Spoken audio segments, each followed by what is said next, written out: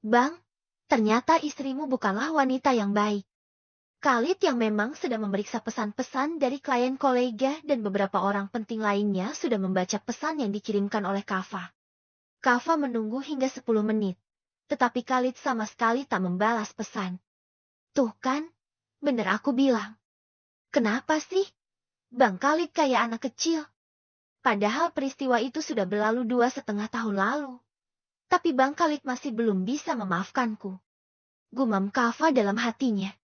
Ia lalu mengirimkan potongan video dengan suara yang jernih percakapan antara Eliza dan seorang pria yang tak dikenal. Kava menunggu reaksi Khalid. Khalid terkejut ketika matanya menonton video berdurasi hampir 5 menit.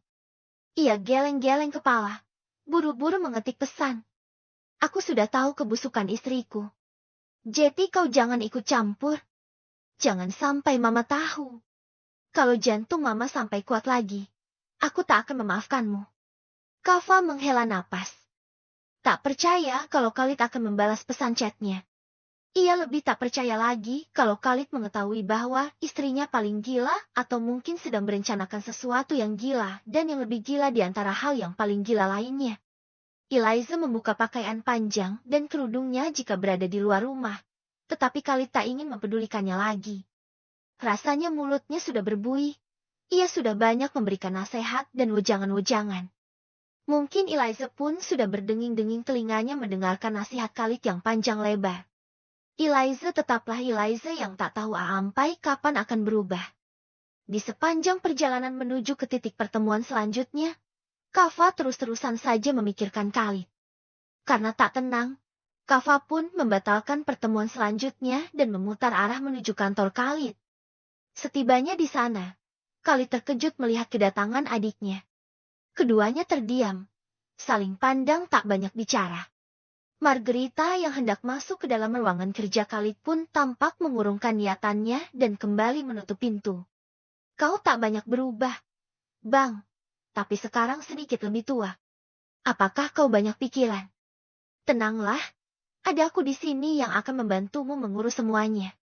Khalid menghela napas, bersandar pada sebuah kursi kerja panjang berwarna coklat keemasan. Melonggarkan ikatan dasinya, lalu mengusap jambangnya perlahan. Aku nggak butuh bantuanmu. Kenapa kau kembali ke Indonesia? Memangnya kenapa? Bang, memangnya Indonesia punya abang aja. Memangnya aku nggak boleh untuk kembali ke Indonesia. Ada mama dan keluargaku di sini. Apa? Keluarga? Kau masih menganggap kami keluarga setelah kejadian hari itu? Tanya Khalid masih mengingat. Sepertinya masih ada banyak kebencian di dalam hatinya terhadap Kava. Tetapi Kava sebaliknya. Bang, semua yang terjadi itu sudah takdir. Kau harusnya legowo. Jangan mengajarkan kata takdir dan legowo kepadaku. Tak ada dalam kamus hidupku. Semua itu terjadi karena kau. Ucap Khalid, lalu meninggalkan kursi kerjanya. Membuka jendela lebar-lebar membiarkan angin segar masuk. Perkantoran milik Khalid Zain Perkasa didirikan di atas sebuah lahan besar yang teduh dan asri. Berbeda dari perusahaan-perusahaan yang terletak di tengah kota lainnya, perusahaan Zain Perkasa yang dipimpin oleh Khalid dibangun di tengah lahan hijau yang benar-benar teduh dan asri. Kau tak ingin menasehati istrimu mengapa sebentar-sebentar dia berpakaian seperti ini dan sebentar-sebentar berpakaian seperti itu. Dia itu seorang pemilik butik, apalagi ku dengar dia sedang mengadakan proyek bersama Rafika Production. Tidakkah dia takut akan tertangkap paparazzi? Lagi pula kau tak membaca sebuah video itu, kau tidak marah ada nama Humaira di sana. Khalid menepuk keningnya. Ia tak membesarkan volume suara ponselnya, pikir Khalid. Eliza bertemu Emmanuel karena urusan pekerjaan atau urusan lainnya. Memangnya ada nama Humaira yang dibawa-bawa? Tanya Khalid nampak antusias. Kenapa? Kenapa kau berubah ketika mendengar nama itu? Apakah kau menyukainya? Tanya Kava menohok tepat sasaran sambil menatap wajah kakaknya dengan tajam. Memangnya kenapa? Bukan urusanmu juga. Dia berada di bawah perlindunganku karena istriku yang mengajaknya ke rumah. Tentu saja aku yang bertanggung jawab atas kehidupannya. Sudah, pergilah. Kau membuatku sakit kepala. Kava menarik napas meninggalkan ruangan itu. Akan tetapi, sebelum ia benar-benar menutup pintu, Kava menyembulkan kepalanya dan berkata, "Aku senang akhirnya kau mau berbicara denganku walaupun alasannya adalah Humaira. Kau benar-benar tak rindu. Tak mau menanyakan kabarku?" Tanya Kava lagi. Hakit bergeming, memutar kembali percakapan antara Emmanuel dan istrinya. Ia geleng-geleng kepala, rasanya saat itu ingin menghancurkan Eliza dan menguburnya hidup-hidup. Khalid mengeluarkan ponselnya, lalu mencoba untuk menghubungi Eliza. Eliza terkejut ketika mendapatkan potongan video. Lalu mencoba untuk menghubungi suaminya. Itu tak seperti yang Mas bayangkan. Bukan seperti itu maksudnya. Mas, lebih baik kita ketemu. Tat. Eliza kebingungan. Ia berlarian menuju ke tempat parkir kafe, lalu mencari-cari pakaian panjang dan penutup kepalanya. Khalid masih berada di kantornya saat Eliza datang. Tentu saja Khalid marah tak menganggap Eliza ada. Ia mengacukan wanita itu selama beberapa menit. "Lebih baik Mas marah daripada diam saja," ucap Eliza memecah keheningan. Berharap kalau Khalid akan mengatakan sepatah atau dua patah kata untuk melegakan hatinya. "Intinya aku bodoh menikah denganmu. Itu saja. Jangan kau pikir pernikahan ini baik untukku. Semua aku lakukan karena mama dan anak-anak. Bodoh memang. Tapi aku menyayangi mereka melebihi diriku sendiri." Eliza merasa menang. Khalid tak memarahinya. Tetapi Khalid tak jeti mengembalikan semua aset-aset fasilitas tanah berkat atau apapun itu yang sudah ia janjikan. Tentu Eliza pun tak merasa keberatan. Kalau saja misinya berhasil, Pak Emmanuel tentu akan menggelontorkan banyak uang untuknya. Dan masalah Humaira, sekarang wanita itu menjadi tanggung jawabku. Apapun pendapatmu terserah. Yang terpasti kau dan Emmanuel takkan pernah bisa menjamahnya karena ada aku yang akan memasang badan untuknya. Kadang-kadang aku tak habis pikir.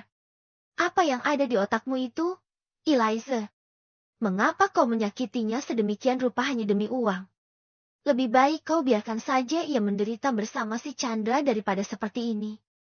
Itu juga enggak menyelesaikan masalah. Mas, aku memiliki niatan yang baik membawa Humaira ke dalam kehidupan Pak Emmanuel. Pak Emmanuel itu duda kaya raya. Humaira enggak akan miskin. Kelaparan, kepanasan, kehujanan. Apa saja yang ia inginkan akan ia dapatkan. Ia akan menjelma menjadi seorang istri pengusaha kaya raya terkenal di Indonesia dan luar negeri. Ucap Eliza panjang lebar. Khalid geleng-geleng kepala. Dengan alasan membahagiakan. Tapi kau menjerumuskannya. Kalau memang kau berniat mencarikan pasangan hidup yang baik untuknya. Orangnya bukan Pak Emmanuel, Eliza. Kau terlalu gelap mata dengan uang. Uang, dan uang saja. Ucap Khalid pembanting sebuah map tebal membuat Eliza terkejut. Lalu, kau berpakaian ketat seperti itu padahal kau adalah pemilik butik muslimah. Bagaimana kalau kolega-kolega, klien-klien, dan pelayan-pelanggan butik melihatmu dalam keadaan seperti itu? Kau hancur berkeping-keping. Rasanya sia-sia mama menggelontorkan banyak uang untuk pembangunan butikmu itu. Tapi menantunya malah seperti ini. Apa yang sebenarnya kau inginkan, Eliza? Eliza menciut nyalinya. Takut kalau butik yang sudah selama beberapa bulan berdiri dipindah tangankan. Apalagi ada Kava yang sudah kembali dari Turki. Ancaman demi ancaman secara tidak langsung mulai menuju. Eliza harus kembali berbaik-baik. Tetapi Khalid sudah merasa jijik. "Maaf, Mas, kalau niatan baik aku ditanggapi berbeda. Tapi sungguh, masalah Pak Emmanuel nanti akan aku pertimbangkan. Tapi niatanku memang karena ingin Humaira mendapatkan seseorang yang mapan agar ia tak kesusahan dan masalah pakaian panjangku. Aku masih belum terbiasa, Mas.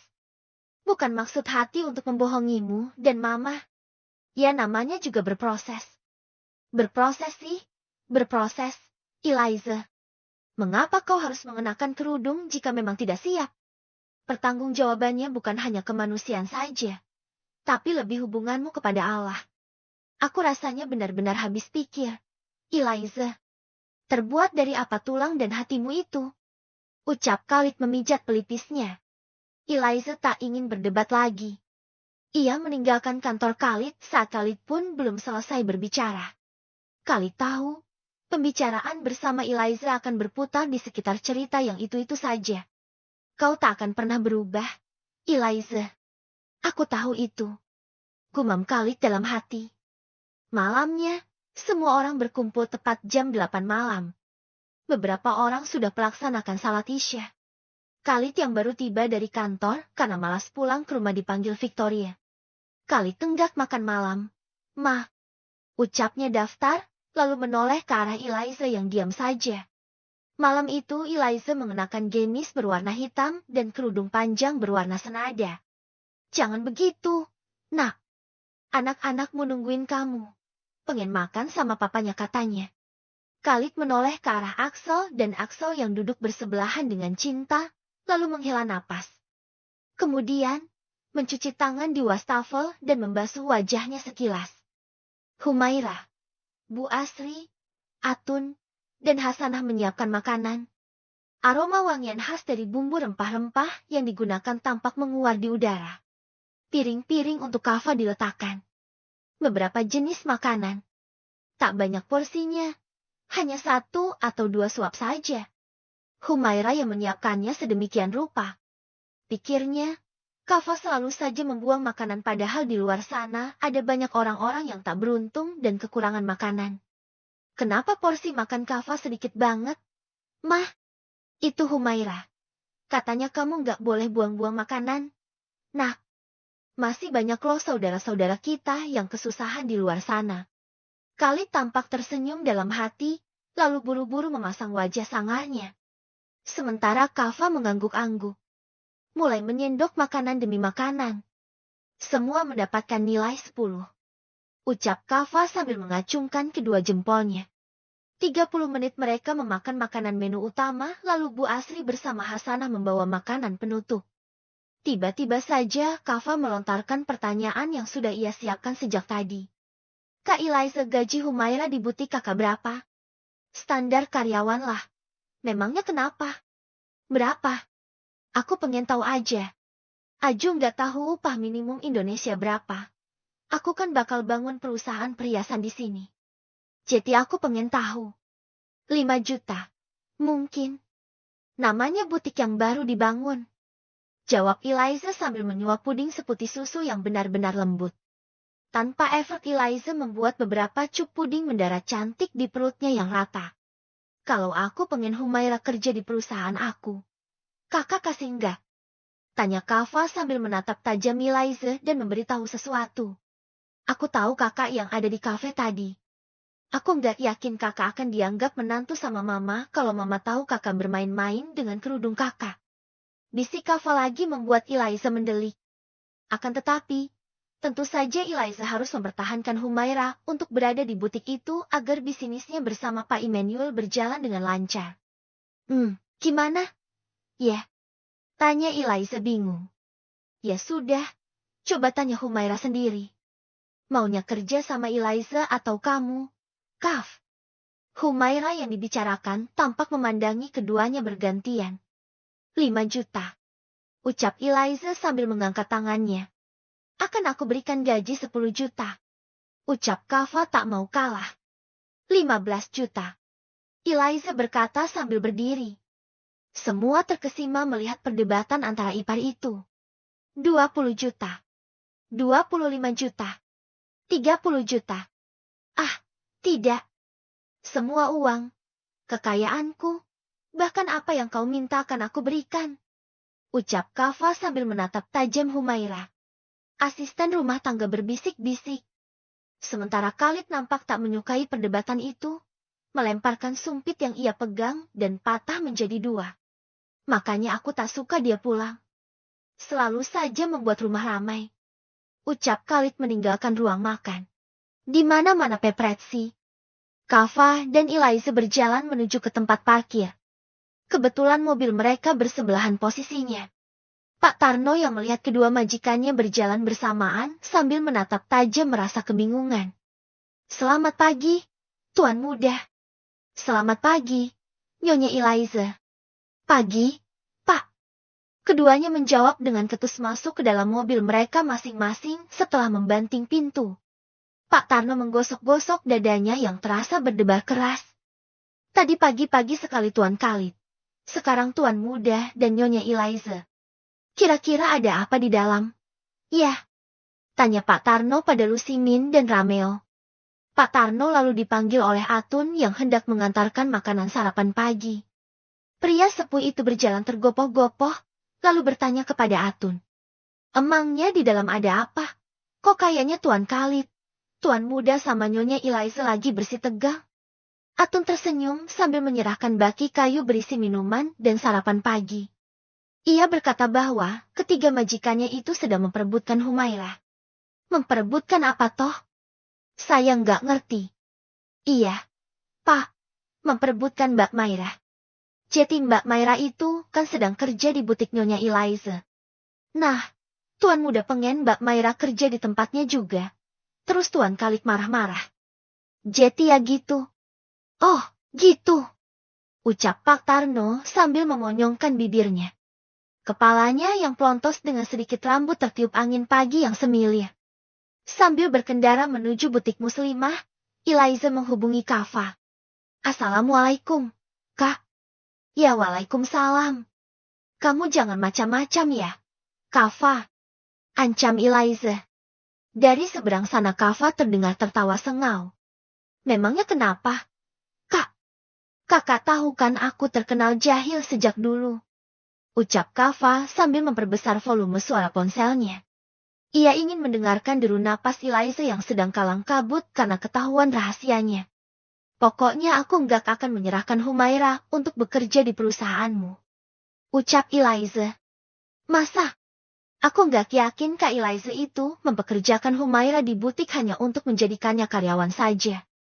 Aku sudah mendengar semuanya dan kejadian di cafe kemarin Bang Khalid juga sudah tahu. Kok?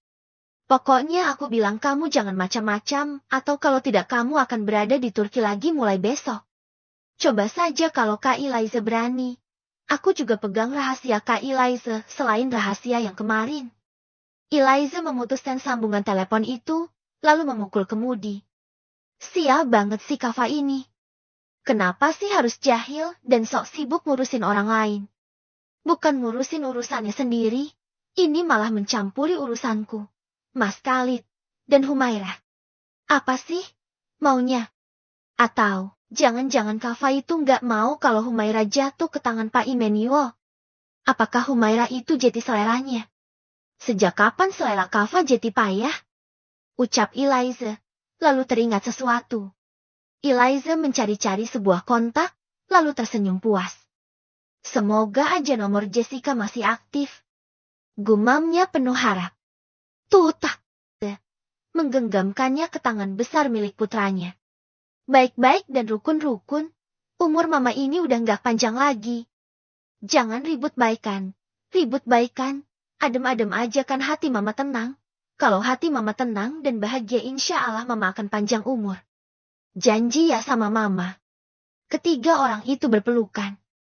Suster Suci merasa terharu atas kedekatan Khalid dan Eliza. Khalid dan Eliza masuk ke dalam kamar tepat jam 11 malam. Seperti yang sudah Khalid janjikan kepada ibunya untuk menjaga hubungan baik. Mau tak mau Khalid harus tidur di sebelah Eliza. Tak ada niatan untuk menyentuh atau memadu kasih bersama wanita yang sudah dinikahinya belasan tahun itu. Khalid menghadap ke sisi kiri sementara Eliza menghadap ke sisi kanan. Berlawanan. Dingin. Namun, keduanya terlelap karena aktivitas yang cukup padat hari itu. Apalagi Eliza sudah melakukan sesuatu dengan pacar adiknya sendiri di kos-kosan. Sehingga ia amat lelah saking lelahnya Eliza mendapatkan sebuah mimpi yang terasa begitu aneh. Oh, Mas jangan. Aku ini sahabat istrimu. Ayo, Mairah, jangan menutup dirimu. Aku tahu kamu merindukan sentuhan ini. Kamu itu cantik, seksi, dan menggairahkan. Tetapi, Mas. Arguh. Humairah, aku sudah nggak tahan. Tolonglah. Eliza tersentak kaget mengusap peluhnya, lalu kembali mencoba untuk tidur ketika mendapati suaminya tidur dalam posisi semula. Aduh, mimpi apa itu? Aneh-aneh aja. Ucap Eliza kembali menarik selimutnya. Bersambung.